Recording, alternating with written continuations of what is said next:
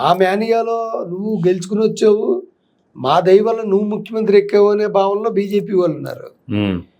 నేను లేకపోతే అసలు నువ్వే లేవు అన్నట్టుగా పవన్ కళ్యాణ్ ఉన్నాడు. ఇది చాలా బాగా నడుస్తుంది సార్. ఇక్కడ కూడా నాకు కూడా కొన్ని డౌట్లు ఉన్నాయి. పవన్ కళ్యాణ్ గారు లేకపోతే ఈరోజు కూటమి అధికారంలో లేదు అనేటువంటిది జనసేనలో ఉన్నటువంటి కార్యకర్తలందరి మాట.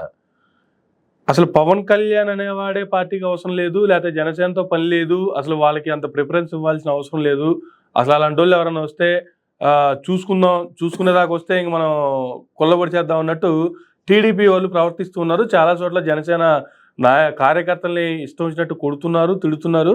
అయినప్పటికీ కూడా పవన్ కళ్యాణ్ గారు సైలెంట్గా ఉంటున్నారు. ఆ రోజు జనసేన కానీ చంద్రబాబు నాయుడుతో కలవకపోతే చంద్రబాబు నాయుడు గారికి ఏం రావు. Okay, zero. ఆయన మొదటి నుంచి ఒక మాట మీద చెప్పాడు, ఒక్క ఓటు చీలనివ్వనని. భారతీయ జనతా పార్టీని కూడా వాళ్ళ చేత కూడా దొబ్బులు తిని చంద్రబాబు నాయుడు గారి కోసం కలిపాడు. ఆయనే అన్నాడు, నేను ఇన్ని తిట్లు తినవలసి వచ్చింది కలపడానికి అనేసి. అంటే సిపిఐ కమ్యూనిస్టులు కూడా కలవన్న ప్లేస్లో ఈయన వచ్చి భారతీయ జనతా పార్టీని తీసుకొచ్చి కల్పించి ప్రభుత్వం ఏర్పాటు చేయడం చేసి, ఒక రకంగా చెప్పాలంటే పవన్ కళ్యాణ్ గారు పెట్టిన భిక్ష లాంటిదే ముఖ్యమంత్రి పదవి అనేది చంద్రబాబు నాయుడు గారు. ఇప్పుడు అలాంటి పరిస్థితే ఉంది రాష్ట్రంలో, లేదు కూటమిలో అనుకున్నప్పుడు పవన్ కళ్యాణ్ గారు ఇనిషియేట్ తీసుకొని ఇటు బీజేపీని కానీ తీసుకొచ్చి కలిపి వాళ్ళందరినీ ఒకటి చేసి వీళ్ళ అధికారంలోకి రావడానికి దోహదపడ్డప్పుడు అప్పుడు జనసేన కావచ్చు, పవన్ కళ్యాణ్ గారు కావచ్చు, ఆయన ఏది అడిగితే అది, ఆయన ఏదంటే అది, ఆయన కావాల్సింది చేసి పెట్టాల్సిన బాధ్యత వీళ్ళ మీద ఉంటుంది కదా. కానీ అడుగడుగునా అధికారంలోకి వచ్చిన దాకా ఒక పరిస్థితి, అధికారంలోకి వచ్చిన తర్వాత మరొక పరిస్థితి, లాంటి సిచ్యువేషన్స్ ఎందుకు క్రియేట్ అవుతున్నాయి సార్? ఎందుకంటే చంద్రబాబు నాయుడు గారి నైజం అలాంటిదండి. ఇప్పుడు అధికారంలో రాకముందు ఆయన లెగ్ బెగ్గింగ్కి వెళ్తాడు, ఆయన కాలు పట్టుకుంటారు, నేను పొరపాటు చేశాను, నన్ను క్షమించండి, నేను మారిపోయాను అని చెప్తాడు. ప్రజలు సహజంగా మంచి వ్యక్తులు, ఎందుకంటే గత ప్రభుత్వం ఉంది, ఈయన మళ్ళీ మారాను అంటున్నాడు కదా అని ఎక్కిస్తారు. ఎక్కేకి ఏం చేస్తాడు, బలం అనుకుంటాడు, మొత్తం అసలు అవి ఏం మాట్లాడు, అలా మాట్లాడిన వాళ్ళని ఇబ్బంది పెడతాడు చంద్రబాబు నాయుడు రాజు. నువ్వు ప్రశ్నించడాన్ని ఆయన తట్టుకోలేడు. ఓకే, మామూలుగానే తట్టుకోలేడు, అధికారంలో ఉంటే అసలు తట్టుకోలేడు. అధికారంలో ఉంది కాదు. ఇప్పుడు పవన్ కళ్యాణ్ గారికి ఇచ్చారు, ఆయనకు కావాల్సింది ఏదైనా ఉంటే చంద్రబాబు నాయుడు గారి చెవిలో చెప్పి, అయ్యా నాకు ఈ పని కావాలంటే చేసి పెడతాడు. అంతేగాని నువ్వు డిమాండ్ పూర్వకంగా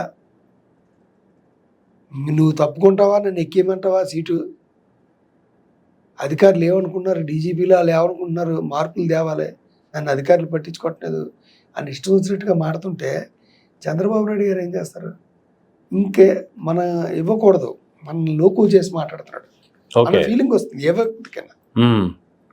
కెప్టెన్ ఆఫ్ ది షిప్ని కాదనుకుని ఇంకోటి ఏమన్నా మాడుతుంటే లోకు చేసినట్టే కదా. అంతే కదా, దాని ప్రభావం అది క్యాన్సర్ లాగా అందరికీ వెళ్ళిపోతుంది, ఎవరు పడితే అలా మాడతారు. 100%. ఇప్పుడు మాట్లాడుతున్నదా పవన్ కళ్యాణ్ గారు స్టార్ట్ చేసేడే కాబట్టి కదా, కొలుకుపూడి శ్రీనివాసరావు గారు కూడా ఆయన మాడుతున్నాడు, నిన్న జీవీ రెడ్డి గారు కూడా మాడుతున్నారు. స్వేచ్ఛ ఎక్కువైపోయింది తెలుగుదేశం పార్టీలో. గతంలో కాంగ్రెస్ పార్టీలో ఉన్నట్టుగా ఎవరు నోచినట్టుగా వాళ్ళు మాడతారు.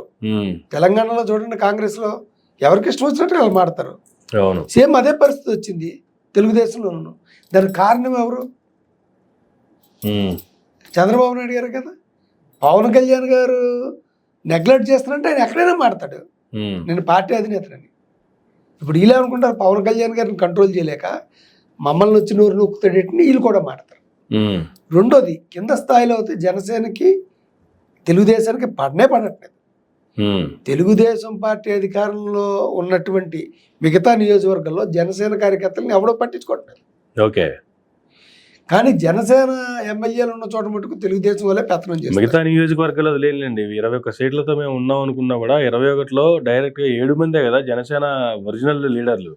మిగతా 7 మంది టీడీపీ నుంచి వచ్చి జాయిన్ అయిన వాళ్ళు, 7 మంది బీజేపీ నుంచి జాయిన్ అయిన వాళ్ళు. ఇప్పుడు నా వ్యక్తిగత అభిప్రాయం ఏంటంటే జనసేనకి జ్ఞానోదయం అయిందండి ఫస్ట్. ఎందుకంటే దాని కారణం ఏంటంటే రేపు పడనప్పుడు ఈయన మనం పక్కన తప్పిస్తాడు, మనం ఏమి చేయలేం, చేయడానికి కూడా ఏం లేదు పరిస్థితి. ఎందుకంటే ఉన్న 21 మందిలో కూడా చంద్రబాబు నాయుడు గారి తాలూకు మనుషులే ఎక్కువ.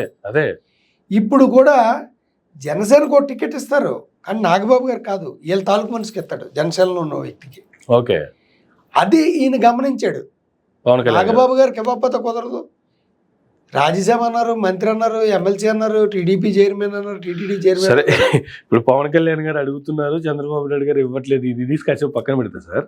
ఇక్కడ అసలు జోక్ ఏంటంటే, కొద్ది రోజులేమో ఇంకా నాగబాబు గారు రాజ్యసభ ఎంపీ అనేటువంటిది ప్రచారం చేసుకున్నారు. అది అయిపోయిన తర్వాత లేదు క్యాబినెట్ మినిస్టరు. అసలు నాగబాబు గారు రేంజ్ చూసారా? ఇక అసలు రాజ్యసభ అయితే ఏముంది, అడిగే పెద్దల సభలో కూర్చోడమే కదా, క్యాబినెట్ మినిస్టర్ రేపటి నుంచి క్యాబినెట్లో ఉంటారు నాగబాబు గారు అని కొద్ది రోజులు అది ప్రచారం చేసుకున్నారు. ఆ తర్వాత క్యాబినెట్లో ఉంటే ఏముంది, అసలు ఒక కార్పొరేషన్ చైర్మన్ తీసుకుంటే అసలు దానికి కదా వాల్యూ, అప్పుడు కదా ఆడుకునేది ఆయన. అది కూడాను రాష్ట్రంలో ఉన్నటువంటి ఉన్నతమైనటువంటి కార్పొరేషన్ ఏదో చూసి, కార్పొరేషన్ అంటేనే అదొక ఇదని చెప్పి అర్థం చేసుకోవాలి. మళ్ళీ దాంట్లో కూడా ఉన్నతమైనది వెతుక్కొని ఆయనకి ఇచ్చారు. జీవిరెడ్డి గారికి, ఆయన కూడా ఒక కార్పొరేషన్ చైర్మనే. ఏమైంది ఆయన పరిస్థితి? ఏంది? ఇవాళ రాజీనామా చేసి బయటికి రావాల్సి వచ్చింది. ఇప్పుడు ఎలా ఉందంటే ఇది అదేదో సినిమాలో అనుకుంటారు, శ్రీవారి ప్రేమలో. అసలు నాగబాబు గారి సిచ్యువేషన్ ఏంది నాకు అది చెప్పండి. అదే సినిమాలో ఏంటంటే సుత్తి వీరభద్ర ఉంటాడు, భార్య ఉంటుంది, ఇంకా పలానా ప్రయాణానికి వెళ్తున్నాం అంటే ఈవిడ చీర కట్టేసుకుని రెడీ అయిపోయి సూట్ కేసు పెట్టుకుంటుంది, మళ్ళీ క్యాన్సిల్ అంటాడు. ఇలాగ 10 సార్లు చేస్తాడు. అలాగా నాగబాబు గారిని అది ఇచ్చేస్తున్నాను ఇది ఇచ్చేస్తున్నా అంటే ఆయన పాపం రెడీ అయిపోయి ఇవాళ రేపు ప్రమాణ స్వీకారం అన్నట్టుగా ఆయన ఉన్నాడు. అలా వెనక్కి జరిపేస్తారు. జరిపేసి దానికి కారణం ఎవరు అంటున్నారు? పవన్ కళ్యాణ్ గారే వద్దన్నాడు. ఆయన గతంలో ఎప్పుడు అన్నాడు కదా, మళ్ళీ మా కుటుంబంలో ఇంకో వ్యక్తికి ఎందుకు ఇవ్వడం అనేసి ఆయన అన్నాడు. వాళ్ళిద్దరి మధ్య గొడవలు పెట్టేలాగా ఉన్నాయి. నాగబాబు గారు ఏమనుకుంటాడో, ఒకవేళ జరిగి ఉండొచ్చు కదా అనుకుంటాడు. ఈ పవన్ కళ్యాణ్ గారు ఏమైనా మాడిపోయాడేమో, నాకు అనకాపల్లి సీట్ అన్నారు, అన్ని ఇల్లు గట్ట తీసుకుని అన్ని రెడీ చేశాక బీజేపీకి ఇచ్చేసామన్నారు. అక్కడ పోయి ఒక రెంట్గా హౌస్ పరిస్థితి ఎలాగుందంటే అదిగో అన్నారు ఇదిగో అన్నారు. సినిమా సీడ్ మీరు అన్నట్టుగా సీడ్ దగ్గర నుంచి అదే పరిస్థితి సినిమా చూపెట్టేస్తున్నారు. 70mm సినిమా ప్రతి దాంట్లో చూపిస్తున్నారు. దాంతో దీనికి పవన్ కళ్యాణ్ గారు వద్దంటున్నారు. ఇప్పుడు నాగబాబు గారికి అగ్గొట్టేయడానికి రెడీ అయ్యారు. దానికి రీజను ఏదో చెప్పాలా, మాకు సమతుల్యత పాటించడం జరగలేదనో, ఒకే కుటుంబంలో ఇద్దరునుకో వాళ్ళ మీద వేసుకుని నేరం చెప్పాలా, అంతే తప్ప